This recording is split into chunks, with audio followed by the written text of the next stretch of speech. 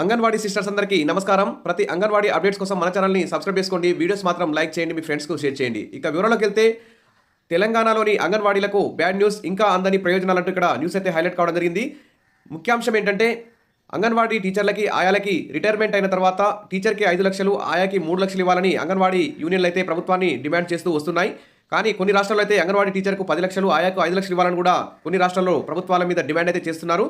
కానీ మన తెలంగాణ ప్రభుత్వం మాత్రం మరి కేవలం అంగన్వాడీ టీచర్కు 2 లక్షలు, ఆయాకి 1 లక్ష ఇస్తామని చెప్పేసి రిటైర్మెంట్ బెనిఫిట్ ఇస్తామని చెప్పేసి గతంలో హామీ కూడా ఇవ్వడం జరిగింది. కానీ ఇప్పుడు 65 ఏళ్ళు నిండిన అంగన్వాడీ టీచర్లు, ఆయాలకు మాత్రం కేవలం టీచర్కు 1 లక్ష రూపాయలు మాత్రమే ఇస్తున్నారు. ఇది అన్యాయం అని చెప్పేసి అంగన్వాడీ టీచర్లు అయితే గగ్గోలు పెడుతున్నారు, ఆందోళనలో ఉన్నారు. ఇక్కడ చూస్తే కాబట్టి ప్రభుత్వం వెంటనే ఈసారి అసెంబ్లీ సమావేశంలో చర్చించి అంగన్వాడీ టీచర్లకి 5 లక్షలు, ఆయాలకి 3 లక్షలు రిటైర్మెంట్ ప్యాకేజ్ ఇచ్చే విధంగా నిర్ణయం తీసుకుంటే బాగుంటుంది. ఎందుకంటే వారు దాదాపు 30-40 సంవత్సరాలు అతి తక్కువ జీతాలకి అంగన్వాడీ వ్యవస్థలో విధులైతే నిర్వహించి పేదలకు సేవలు అందిస్తున్నారు. కాబట్టి ఖచ్చితంగా వారికి రిటైర్మెంట్ అయిన తర్వాత 5 లక్షలు, ఆయాకి 3 లక్షలు ఇవ్వాల్సినటువంటి అవసరం ప్రభుత్వం మీద ఉందని అందరూ కూడా గుర్తించాలి.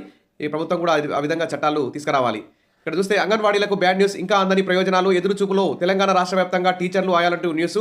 ఈ ఏడాది 65 ఏళ్లు నిండిన అంగన్వాడీ టీచర్లు, ఆయాలు ఉద్యోగ విరమణ పొందినటువంటి వారికి దాదాపు రాష్ట్రంలో వేల సంఖ్యలో ఉన్నారు. వీరందరికీ కూడా మరి ఇంతవరకు జూలై 1 నుంచి వారికి జీతభత్యాలు అయితే నిలుపుదల చేసింది. ఇటు మరి రిటైర్మెంట్ ప్యాకేజీ కూడా కేవలం 1 లక్ష రూపాయలు మాత్రమే వేసి చేతులు దులుపుకున్నారు.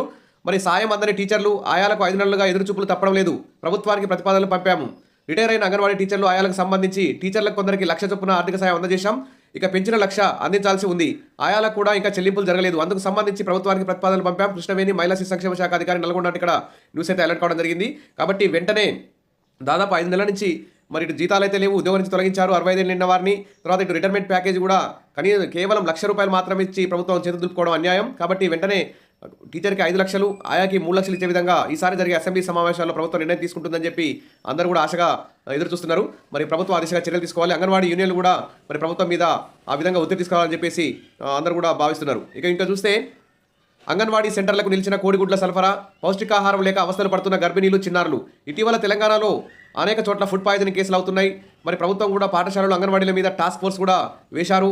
మరి నాణ్యమైన కోడిగుడ్లు, నాణ్యమైన సరుకులు, పాలు, కందిపప్పు ఇవన్నీ కూడా నాణ్యమైనవి సప్లై చేయాల్సిన అవసరం ఉంది. అయితే తెలంగాణ రాష్ట్ర వ్యాప్తంగా అనేక ప్రాజెక్టుల పరిధిలో కోడిగుడ్ల సరఫరా నిలిచిపోయింది, కందిగుడ్లు నిలిచిపోయాయి, పాల సరఫరా నిలిచిపోయింది.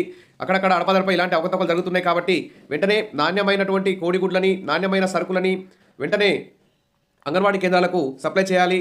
కాబట్టి